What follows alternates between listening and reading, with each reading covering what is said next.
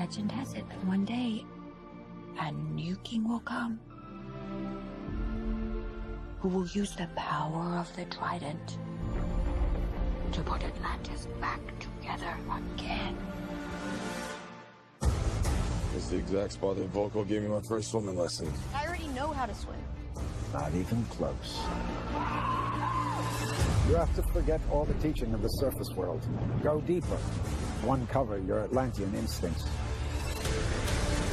He spent his entire life training. Training to be the best. My parents made me what I am.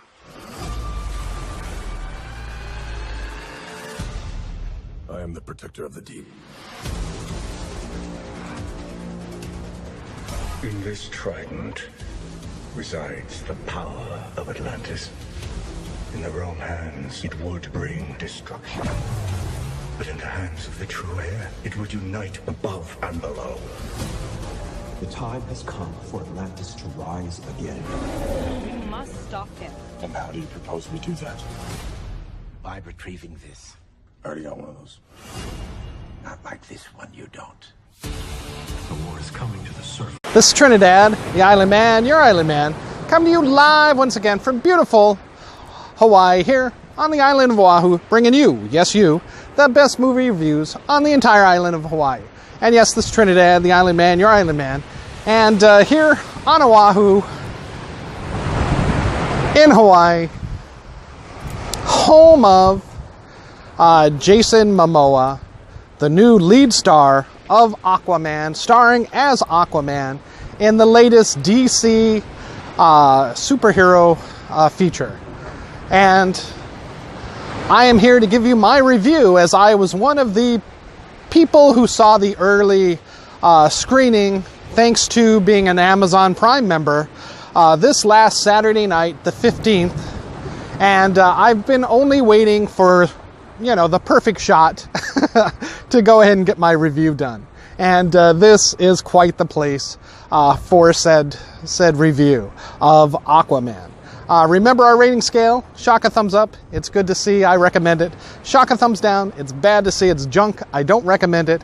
And, well, for Aquaman, starring Jason Momoa, born in Waianae, Nanakuli,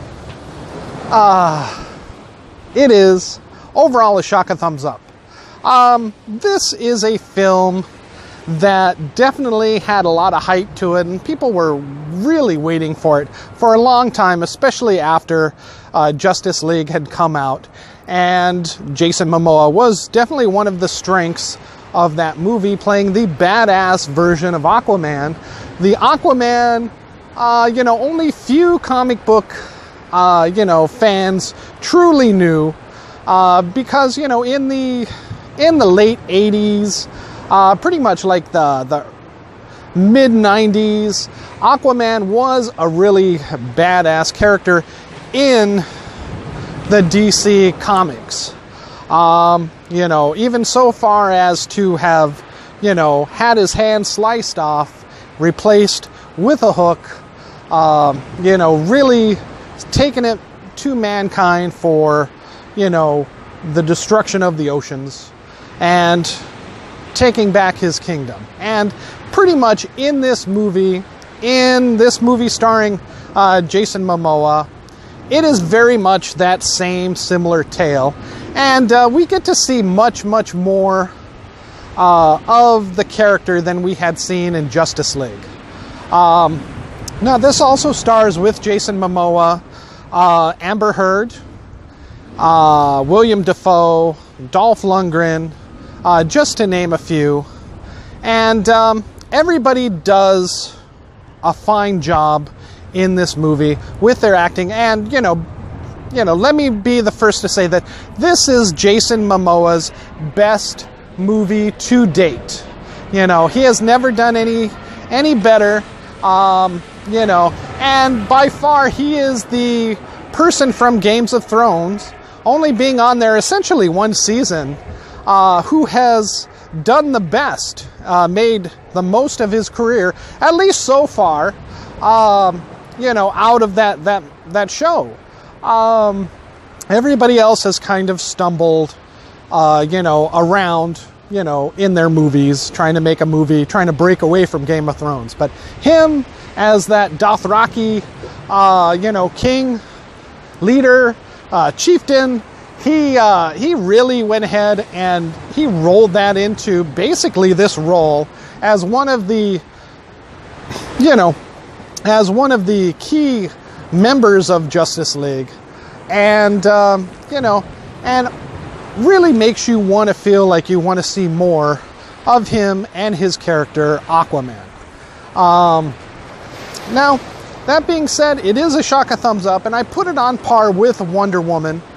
This is probably the best movie since Wonder Woman. Definitely hands above Justice League, Batman versus Superman. It's definitely farther in scope than Wonder Woman. And I don't know if I myself, I don't know if I would put it above Wonder Woman personally, but it's at least even with Wonder Woman. And my only complaint is that the timing of this movie, that it came out, this is kind of the Aquaman we wish we could have seen before Justice League, to give us that needed backstory of, how he emerged. He was born from an Atlantean mother who fled from Atlantis, raised by a lighthouse keeper, to become the man Arthur Curry, stranded between two worlds, very much like Jason Momoa, who of Hawaiian, Polynesian descent, grew up a lot of his life there in Iowa, feeling very,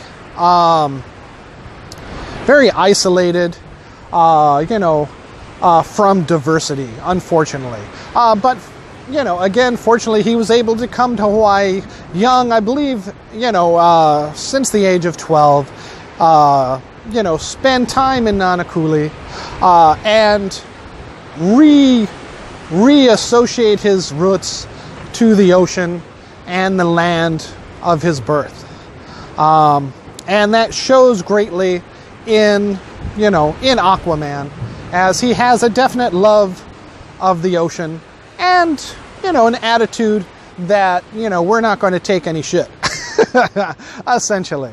Very much so like he did in Justice League. I would say that if you were looking at Justice League, the part where he is sitting on the Batmobile on top of Wonder Woman's lasso, this is very much more the character that we get in Aquaman. Somebody more, who's forced to come to grips with who he is, and accept who he has to become, the King of Atlantis. The overall story in this is that Amber Heard's character comes to get Arthur to save the surface world from an attack, from pretty much a takeover by his brother, who is seeking the title of Ocean Master, and linking all of the 7 seas, armies, to basically come destroy, take over the surface world for its neglect of the ocean. As we can, and they reference, the environmental impact, the trash, the pollution that mankind has thrown into the ocean over several decades, several years, and the decimation that it has caused not only them, but the other creatures of the sea as well. But in order to defeat his brother, he must find the legendary trident of the original king of Atlantis, a trident that at least its metal was given by the mighty Poseidon himself, with giving direct ties to Wonder Woman, the old gods, Themyscira itself. And basically, our tale is one of a quest for this almost magical item possibly super technological item that, you know, bestows Aquaman even greater power, the kind of which we kind of wish we had seen him have against Steppenwolf, because with this trident I feel that he wouldn't have been such a major problem, and maybe we could have avoided having to get Superman after all. But regardless of that, this is a fine standalone film that I think that all of us, especially here on the island, can be proud of. You know, it is a feather in the cap for DC as they continue to move forward without a Batman, without a Superman. At least they have Aquaman and Wonder Woman and soon to be Shazam to continue to fill out their rosters and build their new DC cinematic universe. You know, now I have to say that this movie may not be for everyone. It is steps above Justice League, Wonder Woman in the fantastic and fantasy department. You know, we see creatures of the sea, the likes of which can only be compared to with maybe, you know, Pirates of the Caribbean on Stranger Tides, where Davy Jones and his crew, we get those types of half humanoid fish creatures in this, along with almost human-looking Atlanteans fighting side by side, some against one another, etc. As we kind of get a little breakdown of the history of Atlantis, both above and especially underneath the seas, and these 7 different kingdoms, including the monstrous fish-like demon creatures of the Trench. It's easy for me to compare this movie with many, many others, and you can definitely feel and see where maybe James Wan from the Fast and Furious, from the Conjuring films, as director of this movie, took a lot of inspiration. Armor of the Atlanteans look a lot like the old movie creatures from Crawl, if anybody remembers that movie. It was a fantastic movie, but I swear their armor looks just like that, just updated for, you know, the times. The neon of Atlantis and the cities, and even the creatures, look very reminiscent of the neon fluorescent colors that were used in Tron, both Legacy and the original 80s film. There are portions of this movie that feel very much like Ant-Man and the Wasp. You know, Aquaman's mother, very similar to the Wasp's mother, and you know, I won't give you any spoilers, but it plays out very much the same. She's a little bit tougher and more action-oriented, but you know, some people say that there are clips of Wasp's mother, Michelle Pfeiffer, doing very much the same thing that Nicole Kidman did in this movie. And with the white hair, or, you know, from the aged blonde, I suppose, look very similar to how Michelle Pfeiffer looked in Ant-Man and the Wasp at similar times. And it is, again, an otherworldly film, very much so showing the unnaturalness or the supernatural feeling, the alien environment of underneath the ocean, almost to the extent of being, again, compared to or similar in especially CGI effects of Valerian and the city of the city of 1,000 planets. Incredible CGI, incredible world design, and even costume design, as even the old Aquaman outfit, the orange top and the green pants, look cool on Jason Momoa. I personally think his tattooed naked torso is much superior to that. Maybe they should have stuck with it. But, you know, for whatever reason, they did not. But it's a nice nod to see that. Justice League, the movie, is referenced in this movie. Steppenwolf is referenced in this movie, so we see where it fits. However, again, I would say I would have liked to have seen this movie before Justice League and Aquaman's character.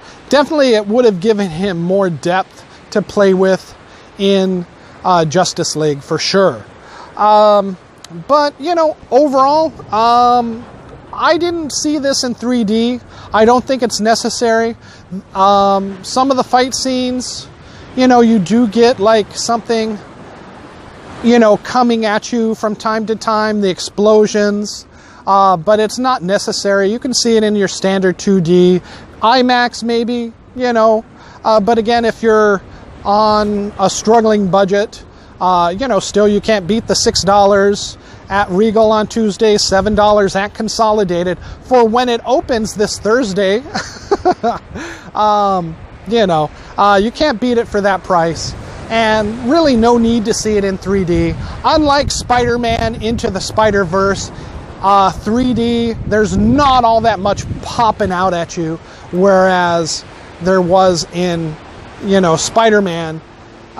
There's not so much popping out at you here in Aquaman, so it's not necessary, but it would be nice to see it in that.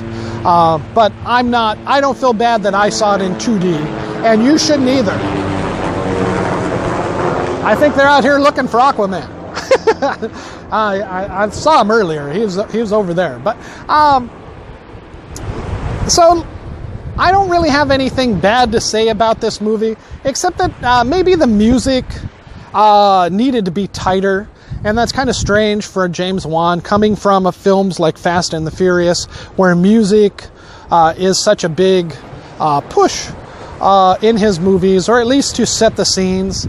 It really jumps around a lot from hard rock, where it wants to be for like Jason Momoa's tough kind of character, to like light, romantic songs of the 80s, which it's like, okay, I see what they're trying to drive a point to between the love of you know, Atlanta, you know, Aquaman's mother and her father, or the love of Amber Heard and Jason Momoa in this movie as she plays Mera and falls in love with Arthur, Aquaman.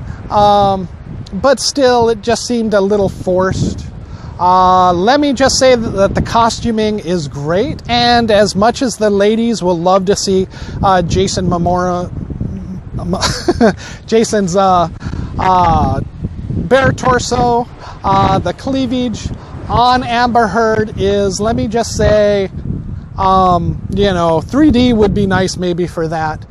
Plus, I can definitely see what Johnny Depp had seen in her all those years ago. So there's plenty of stuff there for the women and for the guys to oogle at. No nudity, of course. This is still a PG movie. You know, the plot overall, you know, it's solid enough.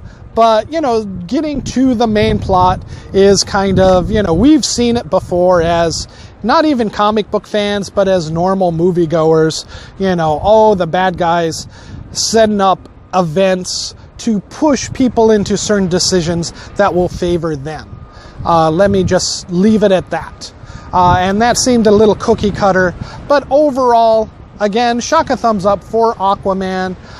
This movie is already a hit to the rest of the world, as it has opened already in China to almost $100 million. Worldwide, it is at about $260 million. And it's expected to maybe pull in $70 million when it opens here Friday or Thursday night for the entire weekend. They say that because the Amazon Prime opening or the Amazon Prime sneak peek, it made $3 million in the United States just on that one night alone. So we'll have to see, you know, and that was only like one showing, you know, at one time during the night, last Saturday, the 15th of December, which I was fortunate enough to see. And I'm glad that I saw this movie and am giving you the good go to see it for a shock of thumbs up, especially if you are a big DC fan, if you're a big Jason Momoa fan, you can't miss with this movie. Just be warned, it is a little more fantastical than even so Justice League. So if you're not accustomed to maybe the science fiction aspect or fantasy aspect of movies, this might throw you off slightly. But again, overall, it is a shock of thumbs up. All right, thank you so much. This is Trinidad, the Island Man, your Island Man, coming to you live once again from beautiful Hawaii, home of Jason Momoa, birthplace of Jason Momoa, and definitely well visited over in Maui by Jason Momoa when he's not at his other home in California with his wife, Lisa Bonet, and his children. All right, thank you so much. This is Trinidad, the Island Man, your Island Man, live from Hawaii. Again, shock a thumbs up for Aquaman. Go ahead and see it when you can, however you can. 3D not necessary, but if you want to, definitely go for it. Thank you, and aloha.